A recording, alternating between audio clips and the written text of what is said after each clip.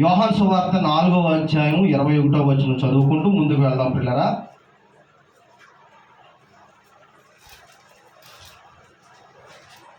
యోహాను సువార్త 4వ అధ్యాయం 21వ వచనం.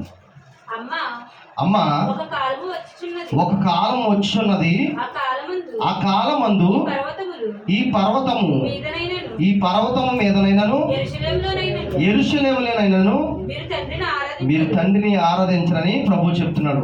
ఒక ఆవిడికి చెప్తున్నాడు ప్రభు ఏమనంటే, ఒక కాలం వచ్చున్నది, ఆ కాలమందు పర్వతముల మీదనైనను యెరూషలేము దేవాలయం మీదనైనను మీరు తండ్రిని ఆరాధించరు అని చెప్తున్నాడు. మొట్టమొదటగా మోషే యొక్క కాలంలో పిల్లరా, మోషే గారి కాలంలో మందసం మీద ప్రభుని మరి యొక్క బైబిల్ గ్రంథాన్ని అంటే ధర్మశాస్త్ర గ్రంథాన్ని, పరిశుద్ధ పాత్రల్ని, కొన్ని మరి పాత్రల్ని మరి మోసే కాలంలో మందసం మీద తీసుకెళ్ళేవారు అనమాట. తీసుకెళ్తూ ఎక్కడ ఆగితే అక్కడ మరి దేవుణ్ణి ప్రార్థించేవారు, ఆరాధించుకునేవారు. ఎక్కడుండి మందసంలో మరి దేవుని యొక్క ఆజ్ఞలు, పరిశుద్ధ పాత్రలు, మన్నా ఇలాంటివన్నీ కూడా మరి మందసంలో పెట్టి మోసే కాలంలో దాన్ని తీసుకెళ్ళి వాళ్ళు ఎక్కడుంటే అక్కడ ఆరాధించేవారు. తర్వాత దావీదు కుమారుడైన సొలొమోను మహారాజు గారు ఆయన మరి దేవాలయం కట్టడం జరిగింది. ఎక్కడ కట్టాడు అంటే మోయాబు పర్వతం మీద దేవాలయాన్ని కట్టారు, యెరూషలేము దేవాలయాన్ని కట్టాడు. కట్టినప్పుడు అప్పట్లో ఉన్న ఇశ్రాయేలీలు అందరూ అనేక మంది మరి అక్కడికి వెళ్ళి ఆరాధించేవారు అనమాట. ఆరాధించేవారా? ఇప్పుడు ప్రభు చెప్తున్న మాట ఇప్పుడు మరలా ఒకసారి చదువుతాం. అమ్మా ఒక కాలము వచ్చుచున్నది, ఆ కాలమందు అదిగోండి ఒక పర్వతం మీద యెరూషలేము దేవాలయం కట్టారు. మోయాబు పర్వతం మీద అప్పుడు యెరూషలేము దేవాలయం కట్టారు. మొదటగా మోసే కాలంలో మందసం నుండి మందసం ఎక్కడ ఆగితే అక్కడ మరి ఆరాధించేవారు. రెండోదిగా యెరూషలేము దేవాలయంలో ఆరాధించేవారు. ఇప్పుడు ప్రభు అన్నాడు, అమ్మ ఒక కాలం వచ్చున్నది, ఆ కాలమందు మీరు పర్వతముల మీదనైనను యెరూషలేము మీదనైనను మీరు తండ్రిని ఆరాధించరు. మరి ఎక్కడ ఆరాధిస్తారు? ఏంటి ఆ కాలం? ఎప్పుడు ఆ కాలం అంటే పిల్లరా, ఇప్పుడు మన కాడికి వచ్చినప్పటికీ ఈ మాటలు చెప్తాడు అన్నమాట. మీకు అర్థమైందా? మొదటి పేతురు రాసిన పత్రిక 2వ అధ్యాయం 5వ వచనం చదువుకుంటాం. అందరం కూడా తీయనమ్మా. మొదటి పేతురు రాసిన పత్రిక ఇసరా 2వ అధ్యాయం 5వ వచనం. యేసుక్రీస్తు ద్వారా దేవునికి అనుకూలము అగు ఆత్మ సంబంధమైన బలులు అర్పించుటకు పరిశుద్ధ యాజకులుగా ఉన్నట్లు మీరును సజీవమైన రాళ్ళ వలెనండి ఆత్మ సంబంధమైన మందిరముగా కట్టబడుచున్నారు. మొట్టమొదటిగా మనం చదివాము అమ్మా, మోసే కాలంలో ఎక్కడ ఆరాధించారు? మందసం మీద. మందసం ఎక్కడ ఆగితే అక్కడ ఆరాధించేవారు. రెండోదిగా మరి యెరూషలేము దేవాలయంలో ఆరాధించారు. బాగా అర్థం చేసుకోండి. యెరూషలేము దేవాలయం చాలా విలువైన రాళ్లతో, లోన బంగారంతో చేయబడ్డది. యెరూషలేము దేవాలయం చాలా గొప్పగా మరి తీర్చిదిద్దారు. దానికి ఉన్న అప్పుడున్న మరి యాజకులు కానివ్వండి, మరి దేవుని యొక్క మరి సేవకులు కానివ్వండి, చాలా గొప్పగా మందిరాన్ని కట్టారు. విలువైన అందులో ఎర్రచందనం చెక్కతో కూడా, తేగు చెక్కతో, అనేకమైన విలువైన కర్రలతో, విలువైన రాళ్లతో కట్టారు. దేన్ని? యెరూషలేము దేవాలయాన్ని. లోన బంగారం ఎత్తడ కూడా పొదిగించారంట. టన్నులు బంగారంతో కట్టారంట. దేన్ని? యెరూషలేము దేవాలయాన్ని. దేవుడు అన్నాడు, వీటన్నిటికి ఇప్పుడు పక్కన పెట్టేశాడు దేవుడు. మీకు అర్థమైందమ్మా? బంగారంతో కట్టినా, విలువైన రాళ్ళతో కట్టినా, విలువైన చెక్కలతో చేసిన అమ్మా, ఎర్రచందనం చెక్క అనగా, తేగు చెక్క అనగా చాలా విలువైనవి అన్నమాట ఇవన్నీ. అలాగే బంగారము, ఎత్తడి ఇలాంటి మరి అనేకమైన పదార్థాలతో యెరూషలేము దేవాలయాన్ని కట్టారు. కానీ ఇవన్నీ పక్కన పెట్టి దేవుడు ఒక అద్భుతమైన మాట చెప్తున్నాడు చూడండి. యేసుక్రీస్తు ద్వారా అంట దేవునికి అనుకూలములకు ఆత్మ సంబంధమైన బలులర్పించుటకు పరిశుద్ధ యాజకులుగా ఉండినట్లు మీరు సజీవమైన రాళ్ళ వలె ఉండాలంటే ఇప్పుడు రాళ్ళు ఎవరంట? మనమే సజీవమైన రాళ్ళంట. అప్పుడు విలువైన రాళ్లతో, విలువైన చెక్కలతో, బంగారంతో చేశారు మందిరాన్ని. కానీ అన్నిటిని దేవుడు పక్కన పెట్టాడు. ఇప్పుడు మీరే విలువైన రాళ్ళు, మీరే ఒక్కొక్కరుగా మందిరంగా కట్టబడాలి. ఈ మందిరము ఎక్కడికి దారి తీస్తుందయ్యా అంటే, మీరు అనేక మందిని పోగు చేసుకొస్తే ఈ మందిరమే సంఘంగా ఏర్పడి ఈ సంఘమే పరలోకానికి వెళ్ళడానికి సిద్ధపడాలని చెప్తున్నాడు ప్రభు. చూడండి ఎంత బాగుంది చదువమ్మా. యేసుక్రీస్తు ద్వారా దేవునికి అనుకూలములకు ఆత్మ సంబంధమైన రాళ్ళు అన్నమాట. మీరు ఎవరంతమా? ఆత్మ సంబంధమైన రాళ్ళు. ఇప్పుడు వరకు కొంతకాలం ఉంటే కొంతకాలానికి లయమైపోయే రాళ్ళు అయ్యి. ఎంత విలువైన రాళ్ళైనా సరే పిల్లరా మనిషికి సాటి రావు. ఎంత విలువైన బంగారమైనా సరే మనకు బంగారం గొప్పేమో కానీ దేవుడికి మనమే బంగారము. మనకు వజ్రాలు, ముత్యాలు, రంగురాళ్ళు మనకు విలువైనవి అయితే దేవుడికి మనమే ముత్యాలు, మనమే విలువైన రాళ్ళము, మనమే ఎర్ర చందనం కంటే ఎక్కువైన విలువైన చెక్కలము, రాళ్ళము పిల్లరా. ఎందుకు చెప్తున్నాడంటే ప్రభు అంత విలువైన మందిరం కట్టిన ప్రజలు అప్పట్లో యెరూషలేము దేవాలయంలోకి వెళ్ళి ప్రార్థన చేసి మళ్ళీ బయటకు వచ్చేటప్పటికి మర్చిపోయేవారు. అమ్మా దేవుణ్ణి నోటితో ఆరాధించారు కానీ క్రియల్లో దేవుడు లేడు. ఇప్పుడు కూడా చాలామంది పిల్లరా నోటితో దేవుణ్ణి ఆరాధిస్తారు కానీ దేవుని యొక్క క్రియలు, మనిషి క్రియల్లో దేవుణ్ణి చూపించరు. నోటితో ఆరాధిస్తారు, కళ్ళతో చూస్తారు కానీ ఎక్కడికి రాదది అంటే హృదయంలోకి రాదు. మీకు అర్థమైందమ్మా? దేవుణ్ణి అప్పటి కూడా ఇశ్రాయేలు నోటితో ఆరాధించేవారంట తప్ప హృదయంతో ఆరాధించలేదు. మోసే కాలంలో మందసాన్ని మోసుకు వెళ్తూ మందసం ఎక్కడ పెడితే అక్కడ ఆరాధించేవారు కానీ వాళ్ళ దగ్గర బైబిల్ గ్రంథం ఉంది. దేవుడు బైబిల్ గ్రంథం ఎందుకు ఇచ్చాడయ్యా? ఈ ఆజ్ఞలు ఎందుకు ఇచ్చాడు? ఈ ధర్మశాస్త్ర గ్రంథాన్ని, ఈ ధర్మాన్ని దేవుడు ఎందుకు ఇచ్చాడు మనుషుల కంటే వాళ్ళు ఎక్కడికి వెళ్తే అక్కడ పెద్ద పెద్ద రాళ్ళకి సున్నం పూసి రాళ్ళు మీద రంగు పేర్లు రాసుకునేవారు. ఏం పేర్లు? వాక్యమే. ఇప్పుడు మన వాళ్ళు రాస్తారు చూడండి, మరి చర్చిల మీద ఉంటా చూడండి. బయటికి వెళ్ళినప్పుడు బయట ఆవరణంలోను లోనకు వచ్చిన తర్వాత సేవకుల నుంచి వెనకాల కూడా వాక్యపు పేర్లు రాసి ఉంటాయి.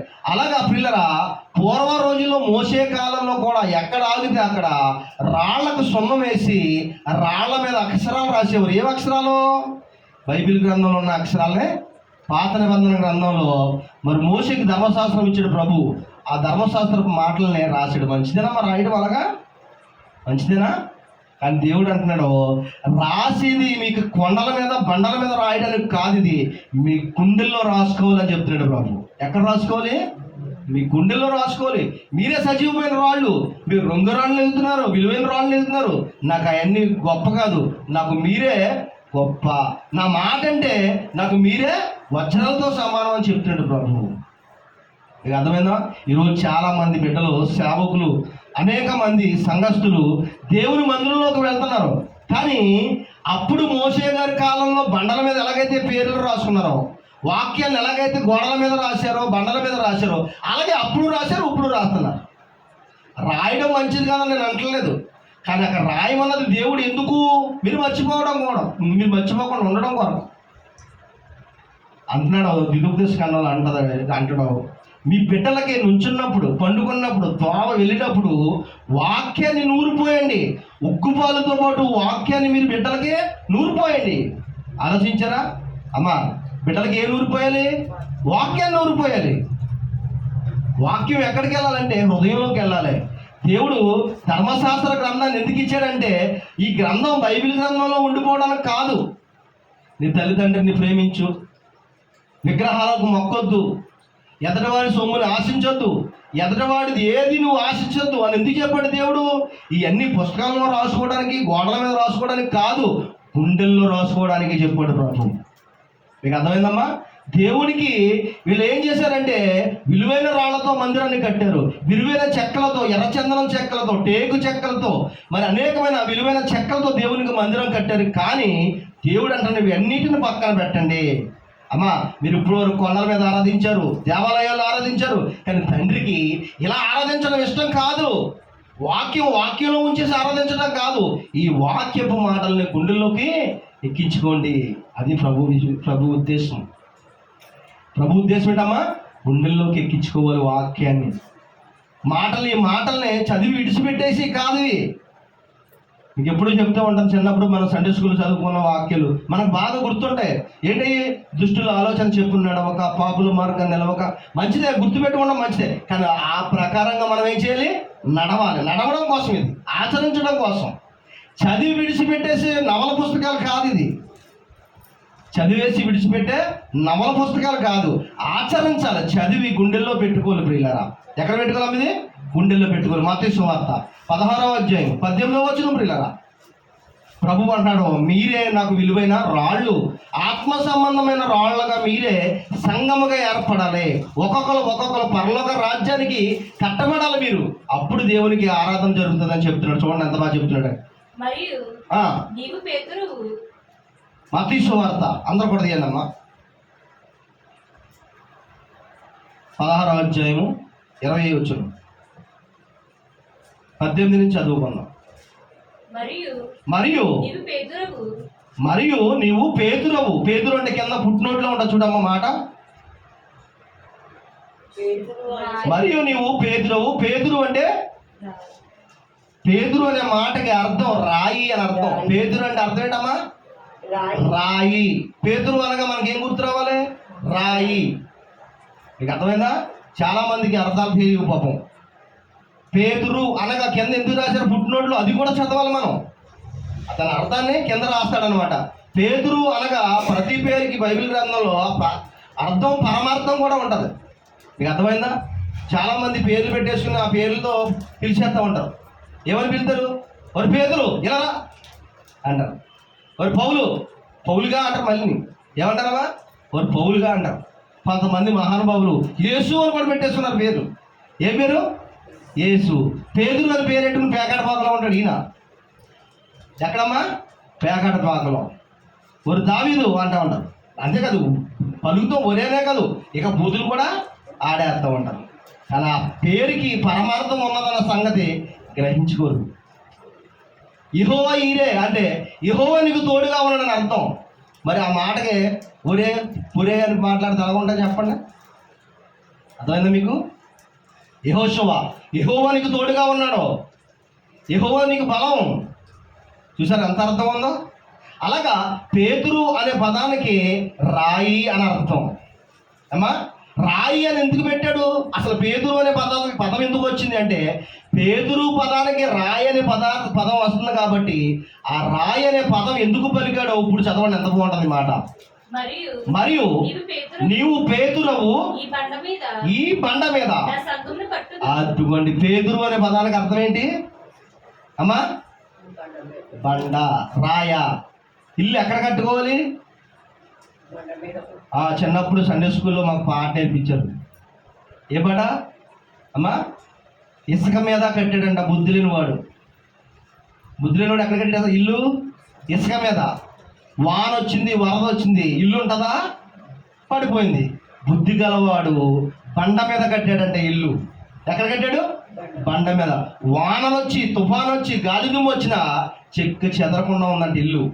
ఈ ఇల్లు మీకు ఎందుకు చెప్తున్నానంటే, ఇల్లు గురించి ఆత్మ సంబంధమైన రాళ్ళగా మీరు ఎక్కడ కట్టబడాలి? సంఘం బండ మీద కట్టబడాలి.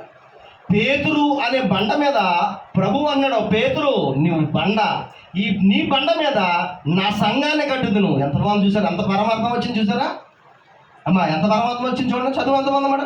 మరియు నువ్వు పేతురు అంటే బండ, ఈ బండ మీద నా సంఘమును కట్టుదును. అద్దుకోండి, సంఘం మీద అంట. అంటే ఏంటి? ఎంత చెప్పాను కదా, బుద్ధి గలవాడు ఎక్కడ కడతాడమ్మా? ఇల్లు ఎక్కడ కడతాడు? బండ మీద. బుద్ధి లేనివాడు ఇసుకలో.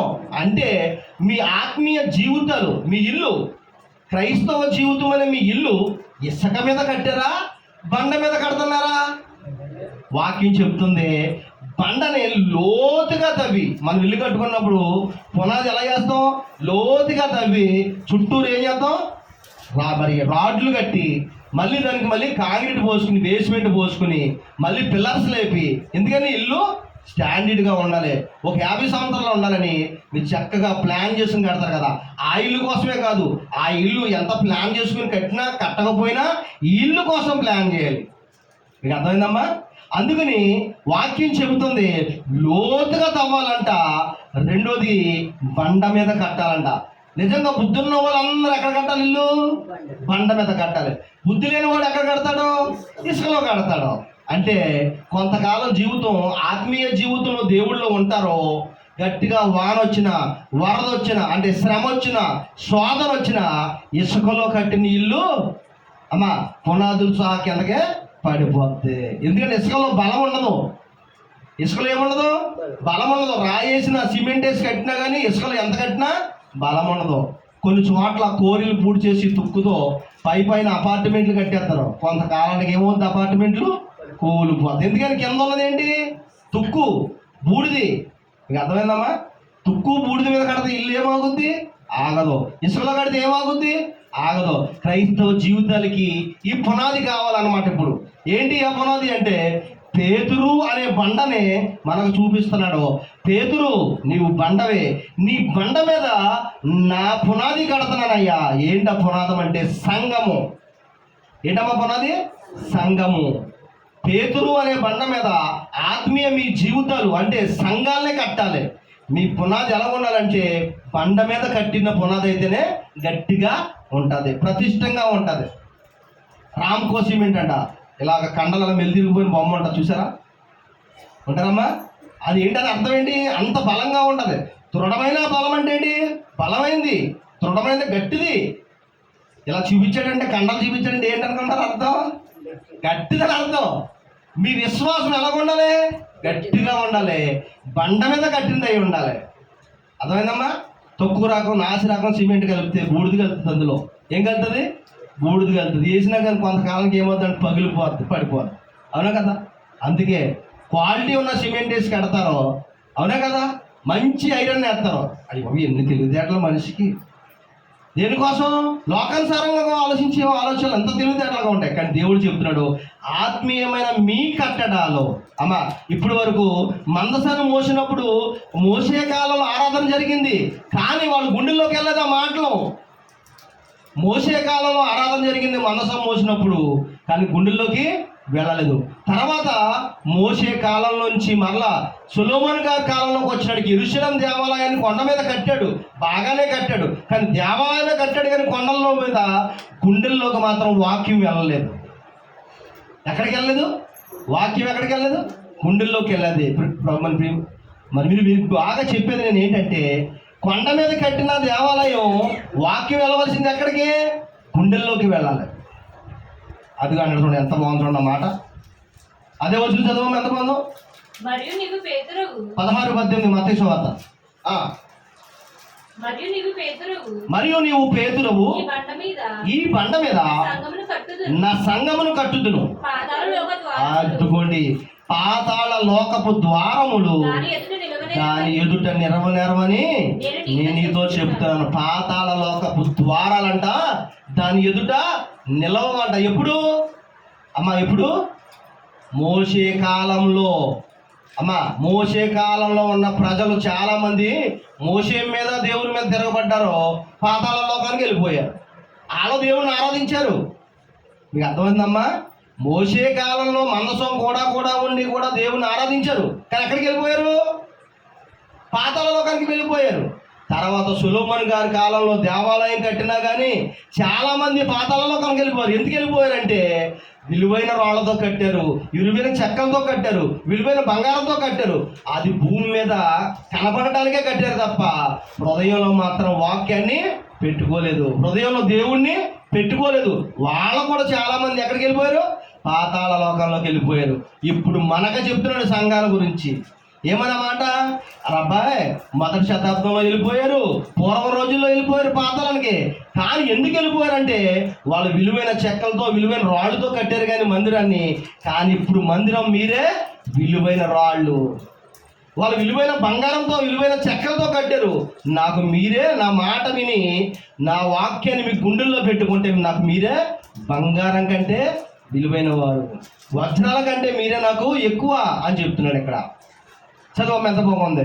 మీరు అలా కనుక ఉంటే పాతాళపు ద్వారములు దాని ఎదుట నిలవో. మీకు అర్థమైందమ్మా? వాక్యాన్ని సరిగ్గా విని వాక్యాన్ని మీరు గుండెల్లో పెట్టుకుని వాక్యాన్ని అనుసరించుకుంటూ నడుస్తే కనుక పాతాళపు ద్వారాలు నిలవ మీ ముందు. దాని శక్తి పనిచేయదు, మిమ్మల్ని పట్టుకోలేదు అది. చదువు ఎంత బాగుందన్నమాట. ఫస్ట్ నుంచి చదువు 18వ వచనం. మరియు నువ్వు పేతురువు ఈ బండ మీద నా సంఘమును కట్టెదను. అదుగోండి పాతాళలోకపు ద్వారాలు దాని ఎదుట నిలవనేరవు. చూసారా ఎంత బాగుందో? ప్రభు ఉద్దేశం ఏంటమ్మా? అమ్మా, సంఘముగా ఒక్కొక్కరు విలువైన రాళ్ళు మీరు. మీకు అర్థమైందమ్మా?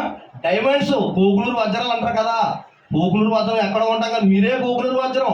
మీరు సరిగ్గా వాక్యాన్ని కరెక్ట్గా మీరు ఆచరిస్తే, వాక్యాన్ని చదివి మీరు గుండెల్లో పెట్టుకుంటే మీరు పరలోకానికి దేవుడు తీసుకుపోతాడు పిల్లరా.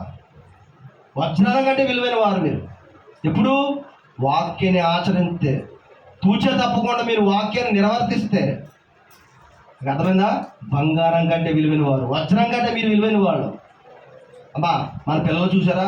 చాలామంది పిల్లలు తల్లిదండ్రులు చక్కకు ముద్దెట్టేసుకుంటారు. ఆడు ఎంత నల్లగా ఉంటాడో. పిల్లడు ఎలా ఉంటాడమ్మా? నల్లగా ఉంటాడు. చూసేటప్పుడు ఈడేట్రా బాబు పిల్లగొన్నాడు, కరెంట్ షాక్ కొట్టిన కాగిలాగా ఉన్నాడు ఏట్రా బాబు అంటూ ఉంటారు కొంతమంది. అవునా? ఎలా ఉంటారు? నల్లగా ఉంటాడు. అని నవ్వుతే పొళ్ళే కాపాడతాయి. ఎలా కాపాడతాయి? అని నవ్వుతే పొళ్ళే కాపాడతాయి. ఎంటుకలు ఇలా నిలబడిపోయి ఉంటాయి. ఎంటుకలు నల్లగా ఉంటారు. పుట్టగాళ్ళు ఎంత ఉంటారు. చాలామంది అంటే ఈడేట్రా బాబు కరెంట్ షాక్ కొట్టిన కాగిలాగా ఉన్నాడు. మరి వాళ్ళ అమ్మకే ముద్దులెట్టేసుకుంటుంది. వాళ్ళ అమ్మ సంకరేసిన ఏం చేస్తుంది? ముద్దులెట్టేసుకుంటుంది. నా బంగారు కొండ, నా బంగారం కనికి, అమ్మా నా వజ్రాల మూట ముద్దులెట్టుకుంటారు. ఎట్టుకోరా? తల్లికి బిడ్డంతా ముద్దు, కాకి పిల్ల కాకి ముద్దు అంటారు చూసారా? అలాగా దేవుడికి వాక్యానుసారంగా మనం బ్రతికితే, నీతిగా మనం బ్రతికితే, యథార్థంగా మనం బ్రతికితే మనమే ఆయనకి ముద్దు. మన సొంత ఇల్లు లేకపోయినా సరే, ఒక అరకాసు బంగారం లేకపోయినా కానీ మనమే 10 కాసులు బంగారం దేవుడికి. మనకు అరకాసు బంగారం లేకపోయినా కానీ, కనీసం ముక్కు పుడక లేకపోయినా కానీ, వీళ్ళందరూ చిన్న చూపు చూసినా, మన ఇంటి పక్కన ఉన్న వాళ్ళందరూ హీనంగా చూసినా దేవుడికి మనం కాకి పిల్ల కాకి ఎలాగైతే ముద్దో మనం దేవుడికి ముద్దు. మనం అందంగా ఉన్నా అందంగా లేకపోయినా నీతిగా యథార్థంగా విశ్వాసంగా మనం ఉంటే కనుక దేవుడికి మనం ముద్దు. మనమే ఆయనకి బంగారపు కొండలం, మనమే ఆయనకి 10 కాసులు బంగారం. అవునా కదమ్మా? అవునా? కాబట్టి వాక్యాన్ని అనుసరించి నడవాలి. ఈ వాక్యాన్ని గుండెలో పెట్టుకుని ఉండాలి. అలా ఉంటే కనుక పాతాళపు ద్వారాలు దాని ముందు నిలవమంట. మన భక్తి ముందు, మన విశ్వాసం ముందు పాతాళ ద్వారాలు నిలవమంట. మీకు అర్థమైందా? ఎందుకంటే ప్రభు మనకు పరలోకం ఇస్తానన్నాడు, వాగ్దానం చేశాడు. సైతాన్ ఏం చేస్తుంది? పరలోకం వెళ్ళనివ్వకుండా ఆపుతుంది, ఏదో రకంగా ఆపుతుంది. మీ విశ్వాసం ఏదో రకంగా లాగేస్తుంది. మీ భక్తిలోంచి ఏదో రకంగా దాన్ని కిందకి లాగేయాలని మిమ్మల్ని చూస్తూ ఉంటుంది పిల్లరా. పరలోకం వెళ్ళనివ్వకుండా చేస్తుంది. మనం పరలోకం రావాలని మన తండ్రి ఆశ. అలా రావాలంటే ఏం చేయాలి? నీతిగా యథార్థంగా భక్తిగా ఉండాలి. అవునా కదా? ఆలోచించండి. విలువైన రాళ్లతో కడతాం బాగుంటుందా? మనమే విలువైన రాళ్ళుగా ఉంటే బాగుందా? ఏమా, విలువైన రాళ్లతో కడితే బాగుంటుందా మందిరాన్ని? మనమే ఆత్మ సంబంధమైన విలువైన రాళ్ళగా ఉంటే బాగుందా? మీరు చెప్పండి. లాస్ట్గా ముగించుకుంటాం. 1 పేతురు రాసిన పత్రిక 3వ అధ్యాయం 16వ వచనం చదువుతాం పిల్లరా. 3వ అధ్యాయం 16వ వచనం. నిర్మలమైన మనసాక్షి కలిగిన వారే. అందరూ తీయండి అమ్మ. తీసారా? 3వ అధ్యాయం 16వ వచనం. నిర్మలమైన మనసాక్షి గలవారై, నిర్మలమైన మనసాక్షి గలవారై మీలో ఉన్న నిర్మలమైన మనస్సాక్షి గల వారే మీలో ఉన్న నిరీక్షణను గూర్చి మిమ్మును ఏదు అడుగు ప్రతి వానికి సాత్వికముతోను భయముతోను సమాధానం చెప్పుటకు ఎల్లప్పుడూ సిద్ధంగా ఉండాలి. మీకు ముందు వాక్యం తెలిసిందనుకోండి, ఇక్కడ ఎవరైనా వచ్చి వాక్యం మీరు తెలుసా అని మిమ్మల్ని ఏదైనా ప్రశ్నలు అడిగితే మీకు తెలుసుంటే టకటకమని సమాధానం చెప్తారు. నేను అందుకే మీకు ఒక్కొక్క మాటనే గబగబా చెప్పను, మీకు అన్ని అర్థమయ్యేటట్లుగా ఒక్కొక్క లైన్ విడమార్చి చెప్తాను నేను. మీకు ఎందుకు తెలుసా, రేపు పొద్దున్న ఎవరైనా వచ్చి మిమ్మల్ని అడిగినా మీరు సమాధానం చెప్పేలాగా ఉండాలన్నమాట. మనం బయట వాళ్ళు అడిగినా ఏది అడిగినా ఏ ప్రశ్నలకైనా మనం సమాధానం చెప్పడానికి సమర్థులై ఉండాలి. అలా చెప్పాలంటే ఏం చేయాలి, మీరు వాక్యాన్ని బాగా వినాలి. అర్థమైందమ్మా?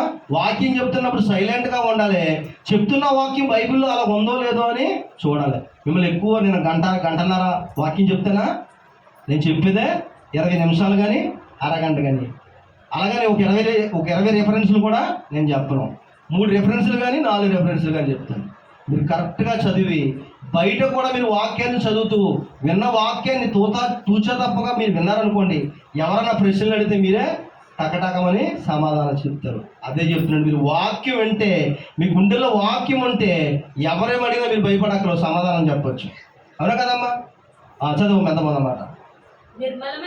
నిర్మలమైన మనస్సాక్షి కలిగిన వారే మీలో ఉన్న నిరీక్షణను గురించి మిమ్మును ఏదు అడుగు ప్రతి వానికి సాత్వికముతో భయముతోను సమాధానం చెప్పుటకు ఎల్లప్పుడూ సిద్ధంగా ఉండి అదుగోండి మీ హృదయములందు క్రీస్తును ప్రభువుగా ప్రతిష్ఠించుకోండి. అప్పుడు మీరు దేని విషయమై దుర్మార్గములమని దూషింపబడుదురు దాని విషయమై క్రీస్తు విషయమందున్న మీ సత్ప్రవర్తన మీద అదుగోండి. ఎవరైతే మిమ్మల్ని అపనింద ఎత్తారనుకుంటున్నారో వాళ్ళే సిగ్గుపడతారంట. ఎప్పుడు మీరు భక్తిగా ఉంటే, మీరు నీతిగా ఉంటే, మీ గుండెల్లో ప్రభుని ప్రతిష్ఠించుకోవాలి. అమ్మా, మోషే కాలంలో ప్రభుని ఆరాధించారు తప్ప గుండెల్లోకి తీసుకురాలేదు. బండల మీద అక్షరాలు రాశారు, వాక్యాలు రాశారు. ఎక్కడ రాశారు? బండల మీద రాశారా? ఎక్కడ రాశారు?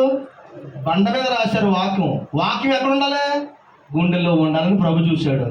ధర్మశాస్త్ర గ్రంథాన్ని మందసంలో పెట్టి తీసుకెళ్లారు తప్ప ఆ మందసంలో ఉన్న ధర్మశాస్త్రపు వాక్యాల్ని గుండెల్లోకి రావాలని ప్రభు చూశాడు. అర్థమైందమ్మా? రెండోది, సొలొమోను మహారాజు విలువైన బంగారంతో విలువైన రాళ్ళతో కట్టాడు. అక్షరాలు ఆ యొక్క గోడల మీద రాసాడే తప్ప గుండెల్లోకి వెళ్ళలేదు ప్రజలకి. ప్రభువు ఇక్కడ అంటున్నాడు, మీ ప్రభువుని వాక్యాన్ని మీ గుండెల్లో పెట్టుకోండి. యేసుక్రీస్తు ప్రభువుని మీ గుండెల్లో సింహాసనం వేసి కూర్చోబెట్టండి అని చెప్తున్నాడు ప్రభు. మీరు వాక్యాన్ని అనుసరించి నడిస్తే మీకున్న విశ్వాసాన్ని మీరు గట్టిగా పట్టుకుంటే పిల్లరా, ప్రభుని మీ గుండెల్లో సింహాసనం వేసినట్టే. మీరు నీతిగా యథార్థంగా మీరు భక్తిగా ఉంటే మీరే విలువైన రాళ్ళు. ఏ రాళ్ళమ్మ మీరు? విలువైన రాళ్ళు, అమూల్యమైన రాళ్ళు. ఎందుకంటే నీలో అమూల్యమైన ప్రభువు ఉన్నాడు. యేసుక్రీస్తు ప్రభువుకి గుండెలో నువ్వు సింహాసనం వేయాలి. పూర్వీకులు వేయలేకపోయారు, పాతాళ లోకాలకు వెళ్ళిపోయారు. మీరు కనుక గుండెల్లో ప్రభువుకు సింహాసనం వేసుకుంటే, చెబుతున్న వాక్యాన్ని మీరు గుండెల్లో రాసుకుంటే, ఎక్కడ రాసుకోవాలమ్మా? మాటలో గుండెల్లో రాసుకోవాలి. అక్షరాలు చేతుల మీద కాదు రాసుకోవడం. ఎక్కడ రాసుకోవాలి? గుండెల్లో రాసుకోవాలి. ఈ వాక్యాన్ని మీరు ఎప్పుడైతే గుండెల్లో పెట్టుకుంటారో ప్రభుని గుండెల్లో మీరు ప్రతిష్ఠించినట్టే. యేసుక్రీస్తు ప్రభుని ఎక్కడ పెట్టినట్టు? గుండెల్లో సింహాసనం వేసినట్టే. మీరు ఎప్పుడైతే ఇలా ఉంటారో మీరు తండ్రి మీకు పరలోక రాజ్యం ఇస్తాడు. ప్రభు ఉద్దేశం ఏంటంటే మీరందరూ కూడా సంఘాలుగా కట్టబడి, విలువైన రాళ్ళన్నీ సంఘాలుగా కట్టబడి ఈ సంఘమే పరలోక రాజ్యానికి రావాలని ప్రభు ఉద్దేశం. అంతే తప్ప ఈ సంఘాలని పాతాళ లోకానికి వెళ్ళాలని కాదు. దేవుని మందిరంలోకి వస్తున్నారు కానీ చూపుతోనూ నోటితో అంటున్నారు తప్ప గుండెల్లోకి ప్రభుని పెట్టుకోలేకపోయారు. పూర్వం నుంచి కూడా అలాగే జరుగుతూ వచ్చింది, ఎప్పటికి కూడా అలాగే జరుగుతుంది. ఇప్పుడు కూడా ఏం జరుగుతుందమ్మా? అలాగే జరుగుతుంది. దొంగతనం చేయొద్దు. సంఘాల్లో అందరూ కూడా అలాగే ఉంటున్నారా? వ్యభిచారం చేయొద్దు అని చెప్పాడు. రాశాడా దేవుడు? వాక్యం రాశాడా? అలా ఉంటున్నారా?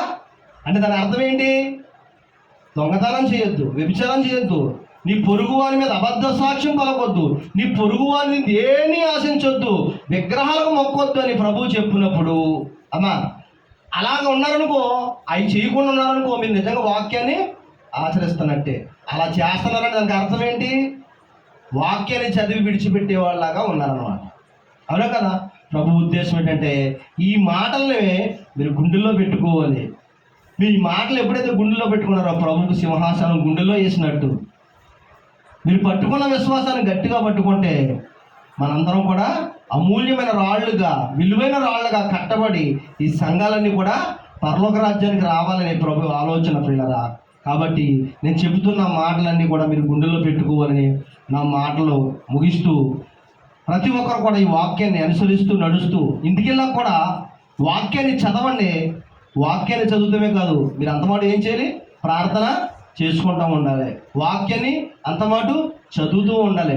అంతేకాదు వాక్యాన్ని కూడా వింటూ ఉండాలి.